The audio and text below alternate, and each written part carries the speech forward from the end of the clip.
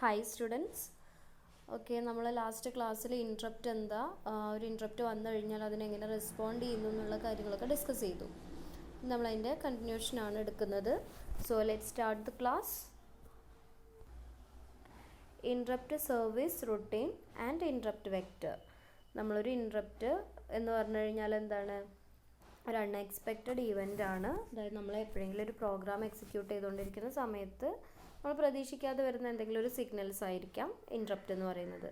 So ആ interrupt വന്നു കഴിഞ്ഞാൽ കറൻ്റിൽ എക്സിക്യൂട്ട് ചെയ്തുകൊണ്ടിരിക്കുന്ന പ്രോഗ്രാമിനെ കുറച്ച് നേരത്തേക്ക് സസ്പെൻഡ് ചെയ്ത് വെച്ചിട്ട് എന്ത് ചെയ്യും, ആ വന്നിരിക്കുന്ന ഇൻട്രപ്റ്റിനെ അവരെന്ത് ചെയ്യും, ഹാൻഡിൽ ചെയ്യും.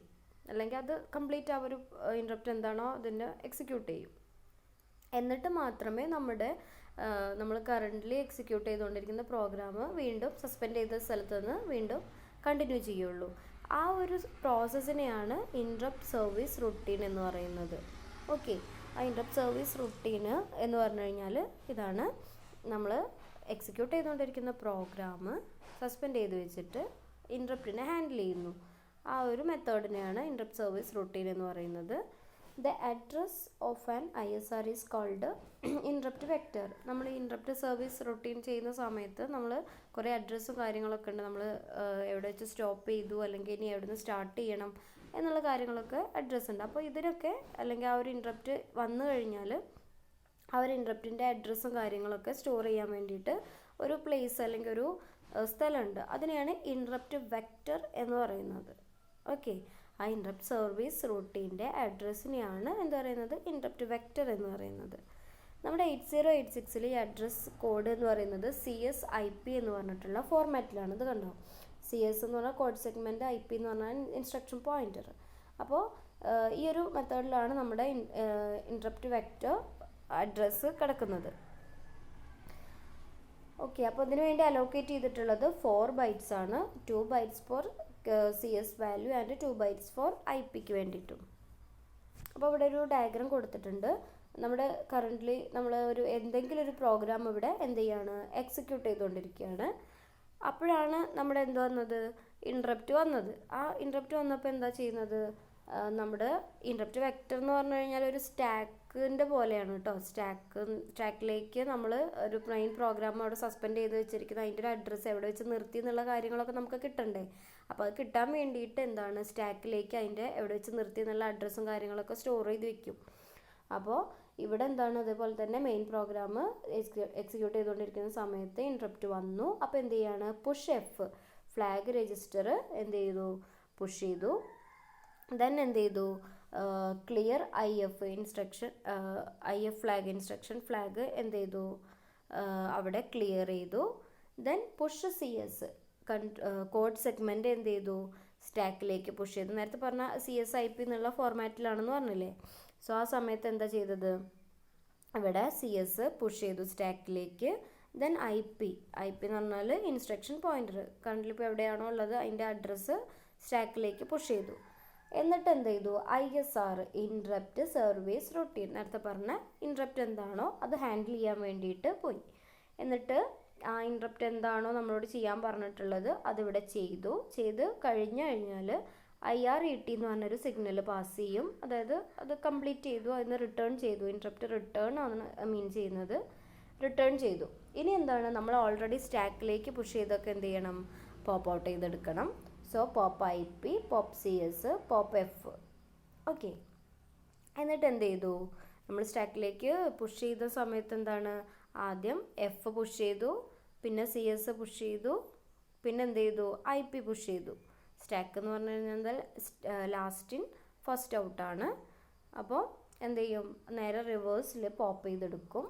ദെൻ പോപ്പ് ചെയ്തെടുത്തതിൻ്റെ ശേഷം മാത്രമേ നമുക്ക് എന്ത് ചെയ്യാൻ പറ്റുള്ളൂ, ഓൾറെഡി നമ്മൾ ചെയ്ത് വെച്ചിട്ടുള്ള പ്രോഗ്രാം വീണ്ടും അവിടുന്ന് കണ്ടിന്യൂ ചെയ്യാൻ പറ്റുള്ളൂ. ഓക്കെ, അതാണ് ഈ ഒരു ഡയഗ്രാം റെപ്രസെൻ്റ് ചെയ്യുന്നത്. അടുത്തത് ഇവിടെ ഇൻട്രപ്റ്റ് വെക്റ്റർ ടേബിൾ കൊടുത്തിട്ടുണ്ട്, അതിൻ്റെ റെപ്രസെൻറ്റേഷൻ ആണിത്. നേരത്തെ പറഞ്ഞു IP CS എന്നുള്ളൊരു ഫോർമാറ്റിലാണ് ഇതിൽ അഡ്രസ്സ് സ്റ്റോർ ചെയ്യുന്നത്. INT 0 അതിന് വേണ്ടി അലോക്കേറ്റ് ചെയ്തിരിക്കുന്ന സ്പേസ് എന്ന് പറയുന്നത് 0 to 4 വരെയാണ്. 4 bytes ആണെന്ന് പറഞ്ഞല്ലോ already. Then 4 to 8, 8 to C to 3C, FC വരെ. അത് ഏതൊക്കെ ഇൻട്രപ്റ്റ് എന്നുള്ളതാണ് ഇവിടെ കൊടുത്തിട്ടുള്ളത്. ഓക്കെ, സോ അപ്പോൾ ഇൻട്രപ്റ്റ് വെക്റ്റർ ടേബിൾ എന്ന് പറഞ്ഞു കഴിഞ്ഞാൽ എന്താ ഒരു ഡാറ്റ സ്ട്രക്ചർ പോലെയാണ്. അതിലെന്താണ് ലിസ്റ്റ് ഓഫ് ഇൻട്രപ്റ്റ് ഹാൻഡ്ലേഴ്സ് ഉണ്ടായിരിക്കും with a list of interrupt request. എന്തൊക്കെ ഇൻട്രപ്റ്റ്സ് വന്നോ അതൊക്കെ ഉണ്ടായിരിക്കും. അതുപോലെ തന്നെ അതിൽ എന്തൊക്കെ നമ്മൾ ഹാൻഡിൽ ചെയ്യണ്ടേ ആ കാര്യങ്ങളൊക്കെയാണ് ആ ഒരു വെക്റ്റർ ടേബിളിൽ ഉണ്ടായിരിക്കുക. Each entry of the interrupt vector table called an interrupt vector. നമ്മൾ ഇൻട്രപ്റ്റ് വെക്റ്റർ ടേബിളിലേക്ക് വന്നിട്ടുള്ള ഓരോ എൻട്രിയും അല്ലെങ്കിൽ ഓരോ ഇൻട്രപ്റ്റിനെയും ഇൻട്രപ്റ്റ് വെക്റ്റർ എന്നാണ് പറയുന്നത്. Is the address of interrupt handle. Interrupt vector എന്ന് പറയുന്നത് എന്താണ്? ഇൻട്രപ്റ്റ് ഹാൻഡ്ലറിൻ്റെ അഡ്രസ്സാണ്. ഓക്കെ, ദെൻ നമുക്ക് നെക്സ്റ്റ് ടോപ്പിക്കാണ് ഡെഡിക്കേറ്റഡ് ഇൻട്രപ്റ്റ് ടൈപ്സ്. നമുക്ക് അഡീഷണലായിട്ട് ചില പെർട്ടിക്കുലർ ഫങ്ഷൻസ് ചെയ്യാൻ വേണ്ടി മാത്രമായിട്ടുള്ള കുറച്ച് ഇൻട്രപ്റ്റ്സ് ഉണ്ട്. അതാണ് ഇനി നമ്മൾ താഴെ പറയുന്നത്. INT0 എന്ന് പറയുന്നത് ഡിവൈഡ് ബൈ 0 എറർ ആണ്.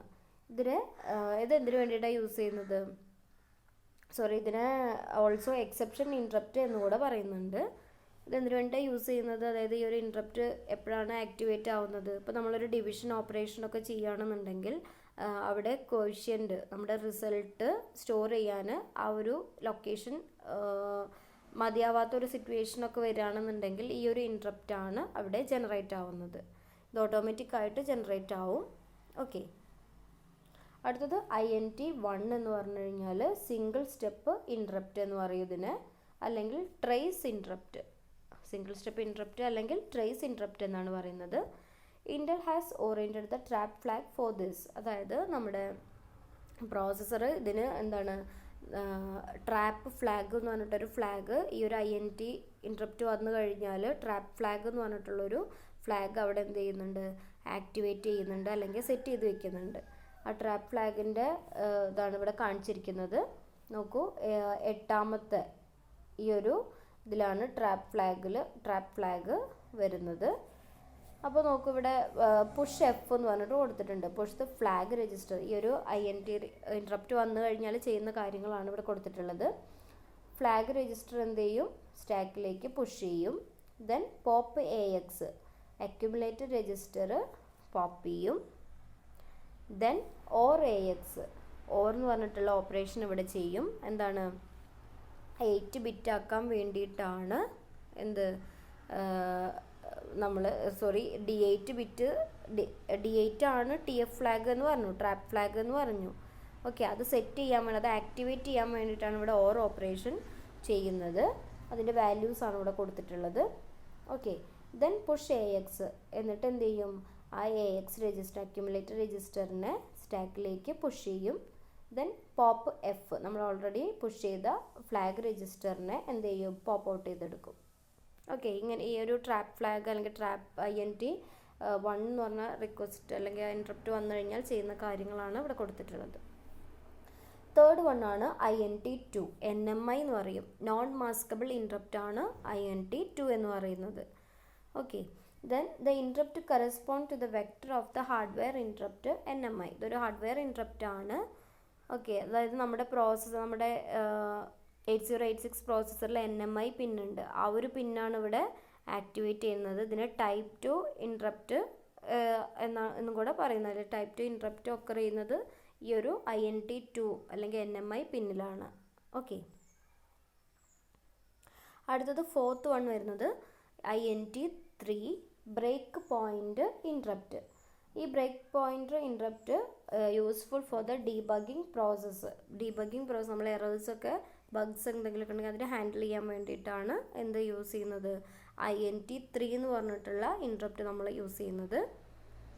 അപ്പോൾ ഇത് ചെയ്യുന്ന സമയത്ത് need to set a break point stop after executing a group of instructions. അതായത് ഒരു ബ്രേക്ക് പോയിൻ്റ് നമ്മൾ എന്ത് ചെയ്യണം? സെറ്റ് ചെയ്ത് വെക്കണം. ഈ ബ്രേക്ക് പോയിൻ്റ് എന്തിനാണ് സെറ്റ് ചെയ്ത് വെക്കുന്നത്?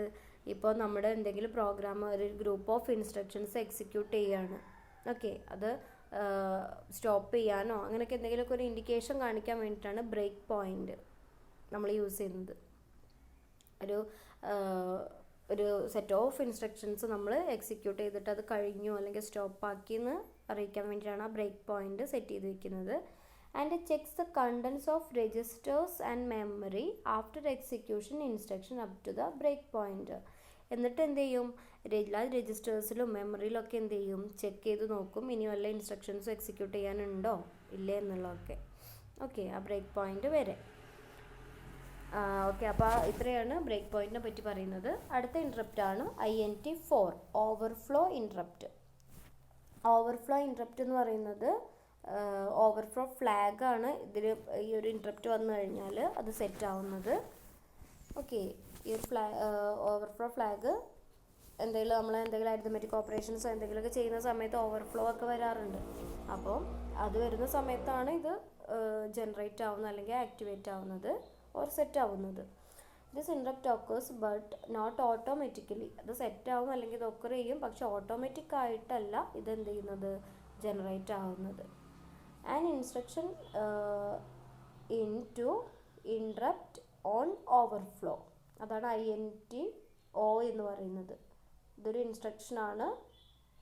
അതായത് നമ്മളൊരു പ്രോഗ്രാം സെഗ്മെൻറ്റ് കഴിഞ്ഞു കഴിഞ്ഞാൽ must be return after the program segment. നമ്മളൊരു പ്രോഗ്രാം എക്സിക്യൂട്ട് ചെയ്തതിൻ്റെ ലാസ്റ്റ് നമ്മൾ ഇൻട്രപ്റ്റ് ഓൺ ഓവർഫ്ലോ എന്ന് പറഞ്ഞിട്ട് എന്തായാലും കൊടുക്കണം. എന്തെങ്കിലും ഓവർഫ്ലോ ഉണ്ടെന്നുണ്ടെങ്കിൽ INTO എന്ന് പറഞ്ഞിട്ട് നമ്മൾ കൊടുത്തു കഴിഞ്ഞാലാണ് എന്താണ് ഈ ഒരു ഇൻട്രപ്റ്റ് ഉണ്ടാവുന്നത്.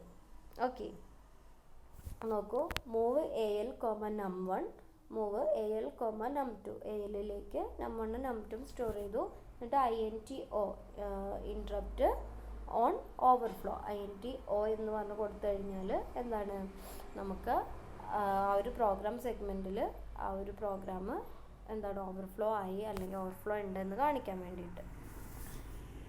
ഓക്കെ, ദെൻ ഇവിടെ ഒരു ടേബിൾ കൊടുത്തിട്ടുണ്ട്. നമ്മുടെ allocation of interrupt type numbers, നമ്മൾ ഇത്രയും നേരം പഠിച്ച ഓരോ ഇൻട്രപ്റ്റുകളെയാണ് ഇവിടെ കൊടുത്തിട്ടുള്ളത്. INT0 അതിൻ്റെ ലൊക്കേഷൻ എന്ന് പറയുന്നത് വെക്റ്റർ ടേബിളിലെ ലൊക്കേഷൻ 000. നമ്മൾ ആ ഒരു ഇൻട്രപ്റ്റ് വെക്റ്റർ ടേബിളിൻ്റെ ഒരു ഡയഗ്രാം വരച്ചില്ല, അതിൽ കൊടുത്തിട്ടുണ്ട്. അത് അപ്ലിക്കേഷൻ എന്ന് പറയുന്നത് ഡിവൈഡ് ബൈ 0 എറർ ആണ്. ഇൻട്രപ്റ്റ് 1 എന്ന് പറയുന്നത് 0 മുതൽ 4 ലൊക്കേഷനാണ്, സിംഗിൾ സ്റ്റെപ്പ് ഇൻട്രപ്റ്റ്. 2 എന്ന് പറയുന്നത് 0 to 8 ആണ്, നോൺ മാസ്കബിൾ ഇൻട്രപ്റ്റ് ആണ്. ദെൻ 3 എന്ന് പറയുന്നത് 0 to C വരെ ബ്രേക്ക് പോയിൻ്റ് ഇൻട്രപ്റ്റ് ആണ്.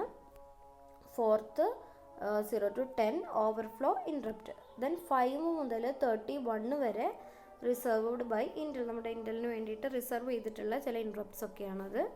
32 മുതൽ 255 വരെ അവൈലബിൾ ടു യൂസേഴ്സ്, നമ്മൾ യൂസറിന് അവൈലബിൾ ആയിട്ടുള്ള ചില ഇൻട്രപ്റ്റ്സ് ഒക്കെയാണ് ആ ഒരു ലൊക്കേഷനിൽ വരുന്നത്. ഓക്കെ, അപ്പോൾ ഇത് നമ്മൾ ഇത്രയാണ് ഡിസ്കസ് ചെയ്യുന്നത്. എന്തെങ്കിലും ഡൗട്ട്സ് ഉണ്ടെങ്കിൽ ചോദിക്കുക. Okay, thank you.